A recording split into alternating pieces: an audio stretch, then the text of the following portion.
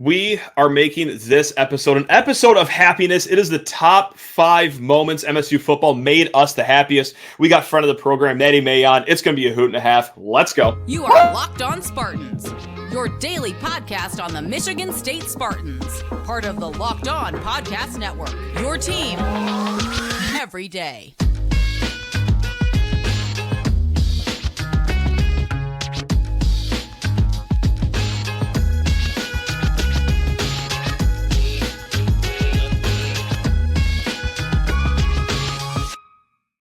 Today's episode is brought to you by Birddogs. Go to birddogs.com/lockedoncollege, and when you enter promo code LOCKEDONCollege, that's all one word, they will throw in a free custom Birddogs Yeti style tumbler with every order. Folks, Spartan friends, Spartan family, Locked on Spartans listeners, thank you so much for kicking off your day with us here at Locked on Spartans, your team in green and white 5 days a week, and we're trying to pick up the mood here on today's episode. MSU football's kind of had an off season that's making us say, okay, when's basketball start?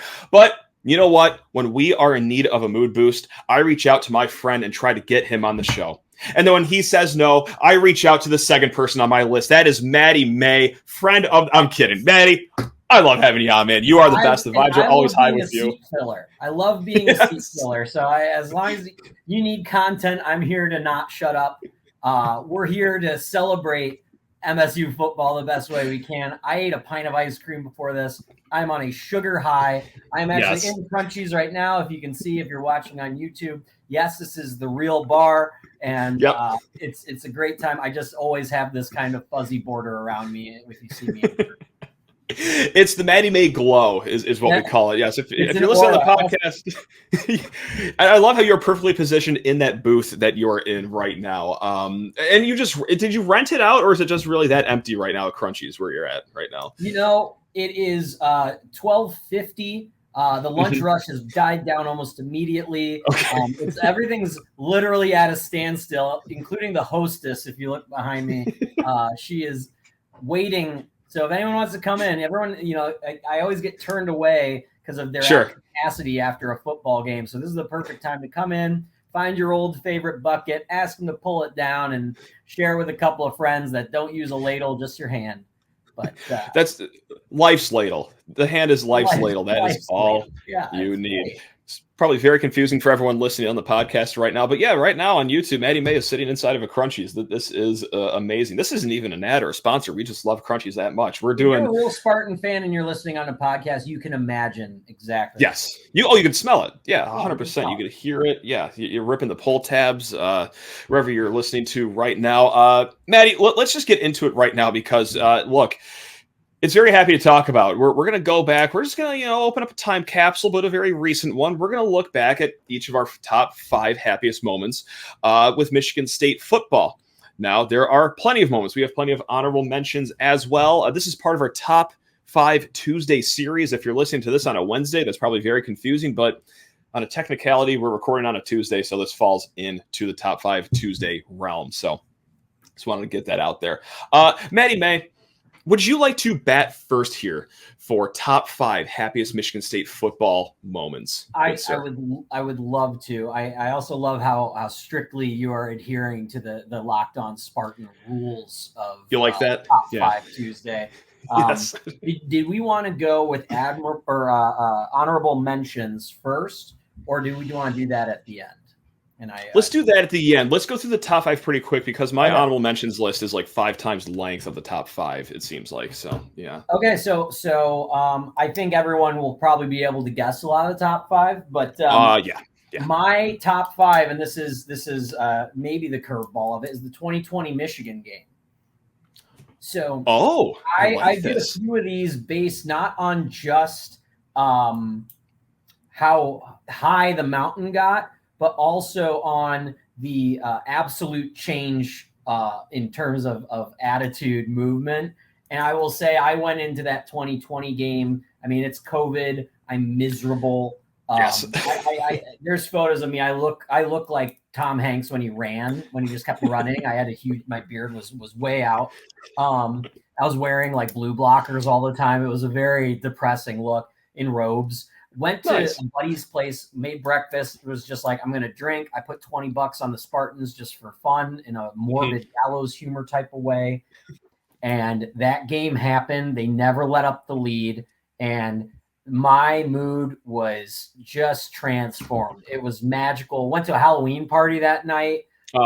Just did not care. Was like, oh yeah, this is the best day of my life. It was fantastic. And for me, I think that was just such a great moment, because if you remember, the next week we got absolutely destroyed by Iowa.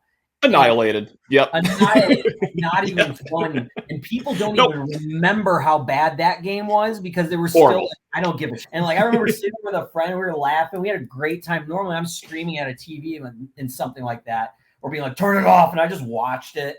Iowa fans were at the bar and they were like, you guys don't even care. I was like, no. You're right. I'm like, no, I really don't. My season's fine now, because we lost to Rutgers the game before. So we went from lowest point, at least when we thought, and followed by like an extreme like rush to the dome of beating a ranked Michigan team in Ann Arbor with a ton of hype to it, and just out of the blue, nowhere craziness of like that, thinking it just really wouldn't happen, and being like, oh my God, here we go. And it was like going to your own execution and then them canceling it and being like, you've actually won the lottery. I forgot. You mixed up everything. So it was a great time. Very, very great time. Oh, that's a sensational analogy. I love that you labeled it the best day of your entire life, and that's only 5 on our top 5 list. So from here on out, it gets even better. My number 5, really quick, is 2015 Big Ten championship game, specifically when Iowa's last play hit the turf on their hook and ladder. Because, look, Michigan State fanhood, especially if you grew up in the Bobby Williams and John L. Smith era, like you have grown to know that the worst is going to happen at the very wrong time. So I expected a 2-play 75-yard drive from Iowa in like the 15 seconds they were allotted or whatever it was. So when the final play happened and we booked the ticket to the college football playoff, that's number 5 for me, because that was a relief mixed with a little bit of happiness there. So that's my number 5. If you want to dash off, and we'll each do our number 4, and then we'll cut into a little break here and then just go off. My number 4? Yeah. To concur, mine was actually the Iowa Big Ten championship game too. There we go. And I did kind of forget that they had the scariest part of that, and I won't go too much into it like it did my 5, but the real nerve-wracking part of that is that we had done that whole reach, and it took damn near forever to get, it was a 19-minute drive or whatever, or 11 minutes. Yeah, roughly. It was something crazy. And LJ Scott scores. We now are up by 3? And the problem was, if you remember, they had scored a super defensive game, but they were scoring on bombs. And that was like chunk plays. The thing that freaked me out was that they were going to throw a bomb. I'm trying to think who their quarterback was. I want to keep saying it's Stanzi. Beathard, that's right. Yeah. And I was like, oh my God, like they are going to friggin' rip a bomb again. Like that's totally going to happen, and it's going to go to overtime, and I'm going to lose my mind and it was in public. I was in a very public bar in Minnesota at the time. Perfect. Yeah, it was just me screaming, and they've had it on a giant projector on the stage. It's the poorhouse for all any Minneapolis folks. But anyway, they luckily it didn't happen, but that I agree with you. That was nerve-wracking. People kind of forget that game still had like light juice for 45 seconds in it, and you're like, oh.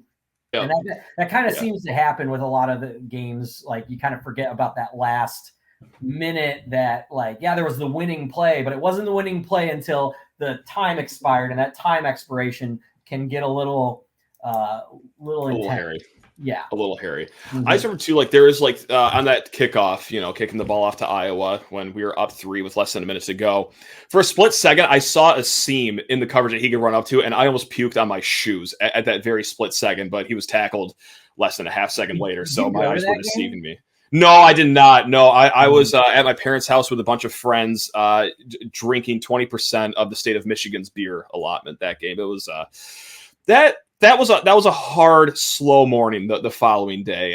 Waking up to the college football playoff selection show, feeling like there's a 7-iron sticking on my forehead. But being as happy as a clam. It was great. Well, I just remember too is like I was still and I ever since the Wisconsin game, that Big Ten championship game, I've had this weird fear of like I really don't want to go to a Big Ten championship game. I think I'll go now, but I think back then I especially when we like played Ohio State in 2013, I was like, yeah, sure. I don't want to get ripped. I don't want to have my soul ripped out. Like that. You're protecting yourself. I was protecting myself. Funny enough, I went to the Cotton Bowl against Bama and had all of me and every soul I've ever had ripped out. And now I don't fear it at all. Now I'm like, okay, well, it could get worse than that. I'll go to a Big Ten championship game. Watch us get blown out. I'll walk there for all I care. Yeah, I'll walk there. I'll buy booth seats. Yeah, exactly. Mine, my number 4 here, as I just lost my spot, the Chuck Brantley interception in not last year's, but the year before game. That game was. I've had a lot of anxiety during a lot of Michigan State games. I don't know if it's ever been that high, especially definitely not for a regular season game. That was just 4 hours of torment. And Michigan was driving down the field, and they were 100% going to score. Like, I just kept saying to myself, in an empty room, everyone has left the place that we were staying at this point. I just kept saying, this is going to hurt so bad. It's going to hurt so bad. Like, this is going to suck. This is going to hurt so bad. And then all of a sudden, with the hand of God, Chuck Brantley goes up one-handed, rips the ball away, and we're really blurring the line between like happiest moments and most delirious moments here because I just blacked out after that play. For this when you asked me to do it, so yeah, I just like blacked out for like a minute after that play, and then like came to, and all of a sudden like I was just in a pool, fully clothed, just jumped in half. So that was the best. And you know what? Maddie, we're gonna cut it to this. I'm gonna do a segue here. I talked about just jumping in a pool fully clothed. That would not have been an issue if I was wearing Birddog shorts. Gang, we are talking about those versatile shorts in the land. Got my package last week. They look great. All right. They also have the versatility. You can go swimming, like I just said, hop out of the pool, go on a little lunch date, go golfing after, go sit around a bonfire, go to the beach. You could do all that in the same pair of shorts. And best of all, they feel incredible. Get the ones with the liners, gang. I've never owned a pair of shorts like this where the liner just comes in with the shorts, but it is like compression shorts, just the right amount of snugness. So not only do you feel great, but you are also going to look great. You're going to have the shorts at every event you go to, just feeling fantastic. And also, well, let's keep on piling it on. When you go to birddogs.com/lockedoncollege, enter promo code LOCKEDONCollege. That is all one word, LOCKEDONCollege. They will throw in a free custom Birddogs Yeti style tumbler with every order. Keeps the hot drinks hot, keeps the cold drinks cold. It is amazing. Just like all of their pants, all their shorts, all their products. Birddogs.com/lockedoncollege. Promo code LOCKEDONCollege. Get your Birddogs. And let's get Maddie May still at Crunchies back into the mix here. And that hostess back there is just standing as still as a statue. Very impressive performance. Forever on these drinks. I ordered a soft parade 20 minutes ago. Well, shoot. God, I'm sorry to hear that. Let's get it kicked off with number 3 here. Do you have your number 3 here, Mr. Maddie May? So this is a controversial one, I think. I like this already. Okay. Yeah, it's controversial for where I put it, but I put Trouble with the Snap. Okay. Which means I have 2 more that are I put above it, and I think Trouble with the Snap has it's all time. I think it's almost overplayed now, and I think that's why it's dropped a little. What? That's a hot take. That's a hot take. As I'm wearing the Trouble with the Snap shirt right now. Know, right? Wow. I just think, especially like you gotta I think on the I very fond of it. Great moment in history. Very embarrassing for Michigan, and I think that's great. We all talk about where we were when it happened, when it went down. I lost my phone right when it happened, and sprayed a crowd of people with 2 Coronas. But sweet, they didn't mind. That's an all timer. I think for when we're doing top 5, I think there's cool moments too that are there as well. So I know that that's going to rub some people the wrong way, But I think I see that play every year. I see it all the time. It gets played all the time. It's every time someone says, "Whoa," you see it happen. So it is legendary in what it is. It is awesome. I fully acknowledge that. I put it at 3 though. And I think again, maybe it's because of what you said earlier, is that some of these are delirious moments. And for me, that's still something that I am just like, I don't really fully remember being there when it happened, because it was like I was floating above my own body. I thought I was hallucinating. Yeah, I legitimately thought I was hallucinating when I turned around from putting like beer bottles away in the kitchen and seeing Jalen Watts with the ball. Yeah, I thought I was like, I have a contact high from something. I don't know what it could be, but I'm not seeing what I'm actually seeing. Even someone was like, they could block it, and so for me, it is a delirious moment more than like a crazy impactful moment. So sure. Of course, it is wild. It is crazy. Do not get me wrong. I'm not trying to discredit it. I'm just saying is that it's probably more of a moment of like, I'm still kind of not convinced it happened. Like I'm a little skeptical on it. But I keep seeing video evidence providing the otherwise, but magical moment. But I put it in 3. You're going to rub some people the wrong way. I'm not one of those people, because I also have that at number 3 as well. And that's because my 2 and 1 share something very similar. It is embarrassing. It is pathetic, but I'll just go into what that characteristic is of what 2 and 1 have, at least in my memory bank. Number 2, when Michael Geiger made the field goal against Ohio State. The trait here, which is going to be shared with number 1, Maddie, it's one of the very few times I've cried watching a game. I was in the I was in the car listening to the radio and heard that Geiger made the kick, and I called my brother, who was watching the game on TV, just to make sure my ears were not deceiving me, and I had tears in my eyes when I heard that Michael Geiger made that kick to beat Ohio State. That was coming off that Nebraska loss. All of our goals are still ahead of us. We just have to beat Ohio State on senior day, who's about to have 48 guys drafted in the upcoming draft. Like, that's all they have to do. Yeah, and keep in mind, Connor Cook's out of the game. It's fine. We got this. No, it was a divine miracle that it happened. So yes, when that kick sailed through the uprights, that's top 2 happiest moments for me. Because Charlie the Snap, I didn't cry. I just lost my mind. I shed a tear. A berserk moment. You just were like, yes. Like I don't know what. Like you just went, right. Yeah, right. Sent you into a feral state. It wasn't like I wasn't able to feel joy.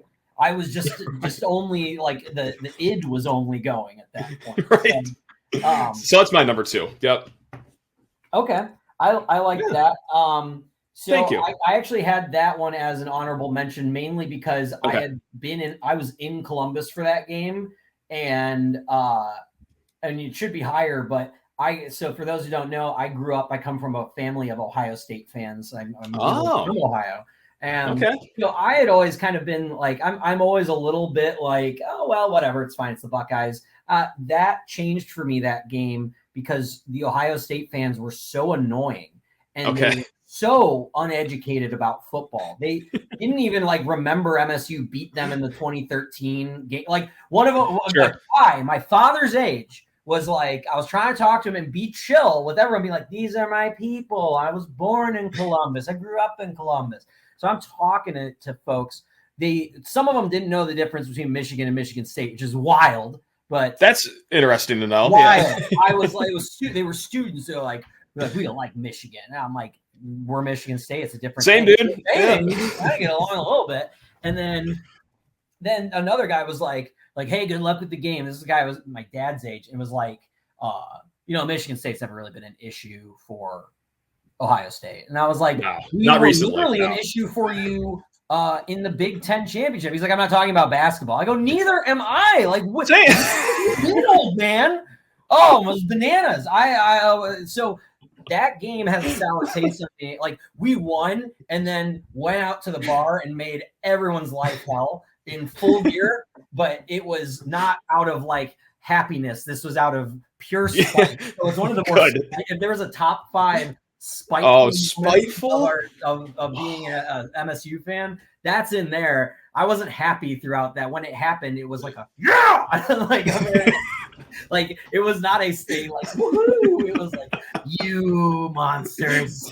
Oh, I told you. I was like, I should have made a bet with that old man. I should have found him. I should have gone in his face and just yelled "Go Birds" at him the whole time. But so that was not my number 2. So my number 2 is actually the Kenneth Walker 5 touchdowns. Okay. 5th touchdown against Michigan. And again, it's out of the fact that it's not the delirium moments. It's more I could process what was happening. Yeah. And the atmosphere of that game. First off, I'll say it. That was a just overall good game between Michigan and Michigan State. Like that was one of the better matchups they've had in a super long time. Yeah. And like you can say what you want. Like Michigan fans will discredit like the 2020 win, and they'll say, "Oh, sure. It was like our bad corners or something like that." But they can't disparage their own team in a year they went to the CFP. Correct. Yeah. Right. But still lost to Michigan State, and you can. I think both sides can easily say. Listen to me saying both sides, but both sides can say that was just overall one of the better college football games played in the last like 3 years, and it was really crazy to see Spartan Stadium shake like that. And I don't think I've heard it.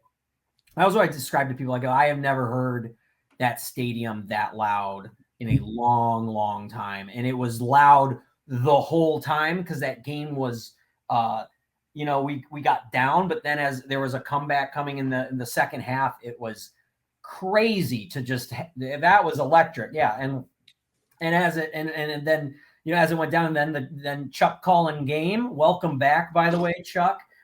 Yeah. That, friend of the pod. Friend of the podcast. Yes. Loyal listener. Yeah. Future friend of the pod. But then him calling game on that. And it was electric. And then you just stayed and watched them all celebrate on the field. You had Jaden Reed doing friggin' backflips. Yeah. I thought it was fantastic. So that was for me number 2, because I think there was a lot of hype going into that game. Both undefeated teams, both playing pretty hot, and and then having it go the right way. As we said, the best game day experience is when your team wins, and that's exactly. You don't need a nice stadium to have a team win like that. So. No, so my number 1, got to roll back the clock, almost a decade now, which makes me a little sad, but it was a very happy moment, one that I'll never forget. It's simple, just I was lucky enough to be in the Rose Bowl in the student section, watching it, with my freshman year roommate, freshman year suite mates, and my senior year, they're kneeing the ball to win the Rose Bowl. It just felt like completion. And it also felt like a little fairy tale. It's just like, oh, here we are, the college kids that stuck together as friends 4 years, watching MSU do great things. It was just a very, very happy moment in Pasadena. Now, with that said, I do feel bad I left off like any moment from the 2013 Big Ten championship game on, like the incompletion that Ohio State had on 4th and 10 with less than a minute to go when MSU was up 10, like that was euphoric as well. But yeah, I got to go Rose Bowl number 1. I know it's a very hot take, but that's where I'm sitting here, Maddie May. 100% agree. That's what I put as my number 1. There we go. Easy as that. I agree with you. I was there as well. I was there with one of my best friends from my freshman year, and we went. It was you did New Year's in California. That was I think that was my first time in California actually too. So that was cool too, is to be out living kind of the Cali life, at least for just a weekend. Look at you. Come back a bunch more times, but I think that was my first time. Anyway, so we went there, went with another buddy and his brother. We took a party bus to the game, which ended up being full of folks that were like in their 40s and 50s, but we let's go. We still went in the back and drank a 5th of Fireball, and then tailgated at the golf. Yeah, it was a very quiet party bus that watched the last Rose Bowl, and we were like chugging a very funny event. But I think for me it was the speech that Mark D'Antonio gave at that point, where they asked him like, "Oh, you've just won the Rose Bowl. You guys said that you would be the ones, all the doubts, blah blah blah," and he just goes, "Completion." What do you have to say? Completion, and the crowd goes nuts. I mean, this is the buildup of it was just an overall magical experience because you wanted them to go for so long. It was always a rumor for the last couple of years. Everyone was like, and this is for the younger folks, younger listeners. Yeah, right. The Rose Bowl used to mean something. So it used to be like a cool thing to go to. Now it's either a stepping stone or a consolation prize. But it used to be like it's a pretty like intense and cool thing you want to make.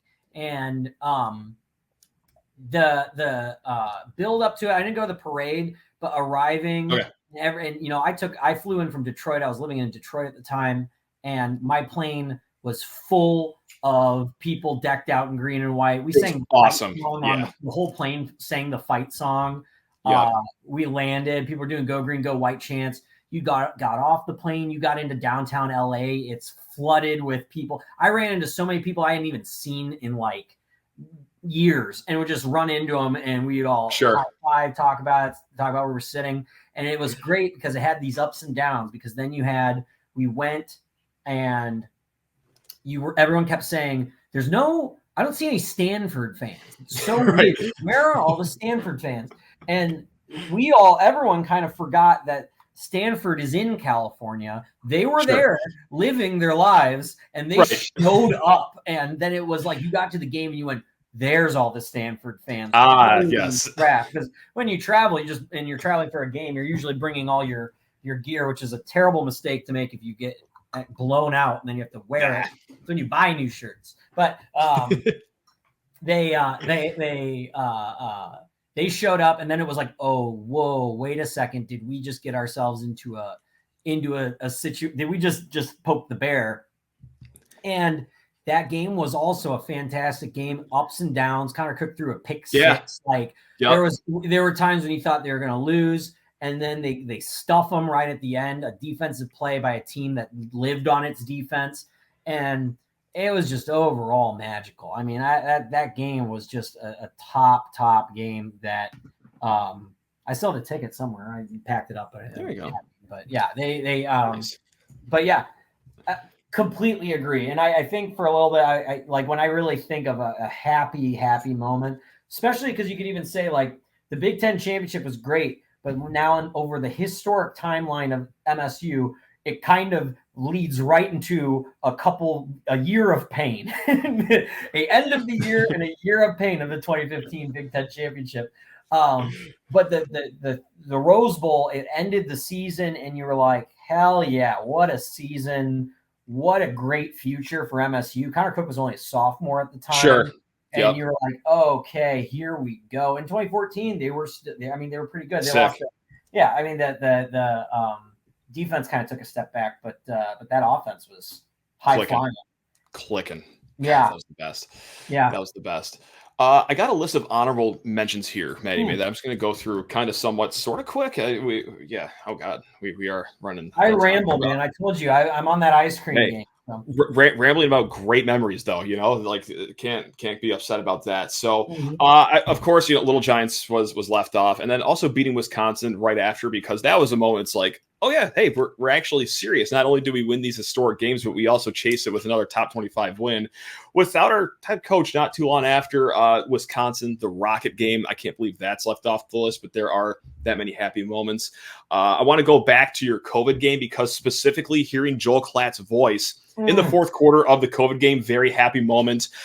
Just sounding like Eeyore as he's watching his favorite college program of all time absolutely choke as 24.5-point favorites against the Michigan State Spartans. That was just, God, that's a happy moment. Another Michigan game, the ball hitting the ground in 2017, because I thought that, well, what comes around goes around. Jalen Watts-Jackson, that play was very freaky, very fun. I thought we were going to kind of level out to the mean here with some Hail Mary at the end of that game.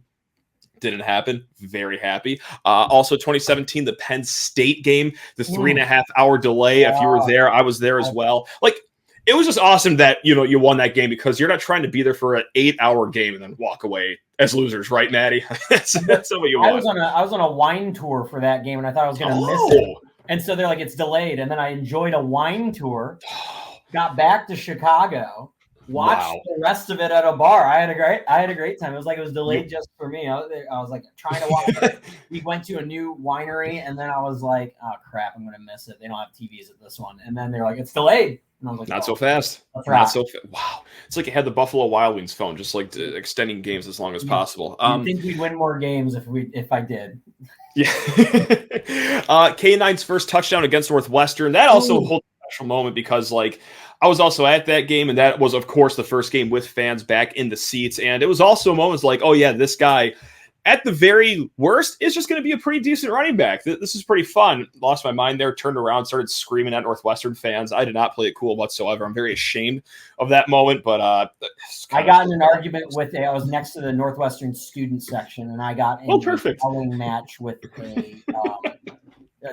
a child. Well, it might as well be a student at Northwestern, wherever you are. My bad, man. But how about the Spartans? And he was telling me that when we talk about fan education, he was talking to me about how MSU or Northwestern won the Big Ten West, and if MSU has ever won the Big Ten West. And I had to explain that they weren't in the Big Ten West. So, no, they haven't. You got us. Yep. Big Ten before. And then he was telling how much MSU sucked, and then K9 rips a touchdown, and I just turn back and I go, how about that? What is going on with that? So, great moment. That was another spite. That might be in the top 5 spiteful fan moments. Yeah. I had one you missed. It was or did you go through yours? I still got more, but you could rattle off yours. That's no problem. Cotton Bowl. The comeback against Baylor was also.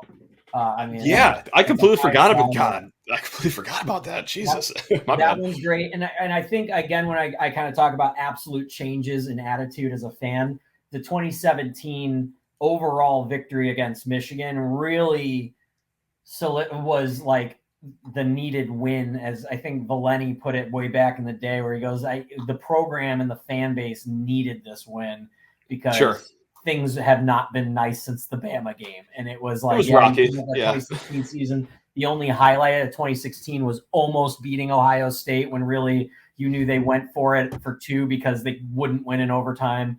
And like that was the highlight. That was the top, was like barely or almost covering the spread. Yeah, covering the spread against OSU. So to have that where you actually like get that type of win was really, really great. And that was one that was like, oh, I can at least enjoy my year.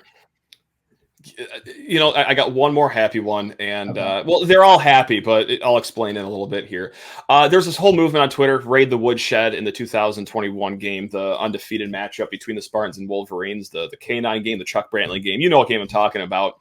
The first camera shot when they went into the stadium, and there's about 3 yellow shirts in the corner of the lower bowl they were focusing on. It's like, okay, Spartan Nation turned out strong, and the Raid the Woodshed movement was a hilarious failure. That was a good, happy moment for myself. Now, if you've enjoyed this episode, if you love the happy vibes, I never want to tell anyone to stop watching or stop listening, but this is going to be a different category of happy, because this was happy like in the moment. It was a very euphoric feeling. Well, here's an okay one. Rocky Lombardi's touchdown drive against Rutgers in 2018 to get to that bowl game. You know, like that was fun. We preserved. Yeah, it was a program win, so to speak, back then. Yeah, Wolf is right. Now, Maddie May, this is where it gets really dark. So if you are having somewhat of a good day, please turn this off. A little happy at the end of the Penn State game last year, you know, like let's just all move on with our lives. This year's over. Let's just relieve the off season. Relieve. Oh my God. And I was in Florida, so I actually had an easy time. Oh, you were fine. Yeah. I'm going, you know what? I'm just going to go out by the pool. Yep. I agree with that. It was just like, okay, it's done. And yep. Basketball season it is. A lot of the stressors of that game, especially, I think it was like the third quarter when they had kind of like, I think they even missed a kick or something like that. And I was just like, great, they're going to lose. And we, you know, like you could just kind of saw it coming, and then it happened and you went, done. Finally. Yep. Just ball game. Misery is over. I don't watch them anymore. And it was at that point that, again, we was like, okay, they're definitely not going to a bowl. And you're like, you know what? Maybe that's good, because I've yelled at the TV long enough this fall. And I can just go and have a Saturday. Go Horned Frogs. Go Frogs. I could start focusing on my mental and physical health here. I'm released from the shackles of this 5-7 MSU season. 3 more. Forcing Bama to punt 3 times to start the Cotton Bowl. That was a really happy feeling. Like, oh yeah, we're going to be in this game. 2006. I'm going to roll back the clock for a lot of the older state fans. The fourth quarter starts, and against Notre Dame, the wind has changed directions. Michigan State is holding on to a multi-touchdown lead. Vibes are going great until they absolutely weren't at the end of that game. And then another Notre Dame game we're going to round this off with. I got to say, beating Notre Dame in 2016 because, hey, we lost a lot of players from the 2015 team. Tyler O'Connor stepped in as quarterback, and we beat top 25 ranked Notre Dame. And I'm thinking, oh, we ain't skipping a beat here. The boys are going to be okay. And that is probably the last time I said that. Future superstar Donnie Corley. Yep, hand the ball off to Gerald Holmes. Like, we're just banging out touchdowns. Like, this is Spartan football for the long haul, baby. We ain't skipping any beats. Reloaded, baby. Yeah, that's right. It's so funny how in like 2016 that started it, and then it just fell apart. And then in 2017 it started with the terrible loss to Notre Dame. That ended up being a pretty good Notre Dame team, right? But at the time you're like, they're terrible. What? And then they just get blown out. I was at that game. That sucked. And that was over in 5 minutes. Yes. It was over in 5 minutes. I was like, why did I come here? And I was living in Chicago at the time. And then they ended up having a really decent season. I think they had 11 wins. That was the Holiday 10. Bowl. Yeah, 10, yeah. Yeah. Same double digits. Yeah. I would say the last one I'll say for honorable mention, and this is, forgive me for forgetting what game this was.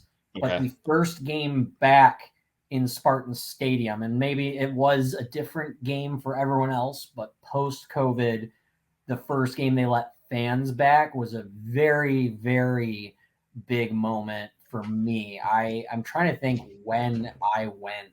I think it was the Nebraska game was my first time back. Oh, God, that was my first time at Spartan Stadium, too, and boy, did I not treat it like an act like you've been there before. That I went off to the races that tailgate, I'm ashamed to say. Youngstown State was the first game. Youngstown State. After the Northwestern game. Okay. No, I didn't make that. My brother was getting married. So I did have to my first game back was I was pulling up the schedule. Yeah, my first game back was the Nebraska game, and that was profound. That was, and especially because I had just watched 3 MSU games, right? I watched Northwestern. That was great. But to be back at home, be back in the tailgate environment, be back in all of it, that's what it was. It was fantastic. So huge. That's a strong moment there. Yeah. And I think for everyone, that's the first trip post-COVID. Love it. Absolutely love it. Well, hope everyone loved watching or listening to this show here. You guys are the best. Maddie May, cannot thank you enough for the great honorable mentions, the great top 5, just your time and presence in general. I hope that soft parade is on its way somehow, some way. And I don't even care if you got to go behind the bar to pump it yourself. We'll see what we can do.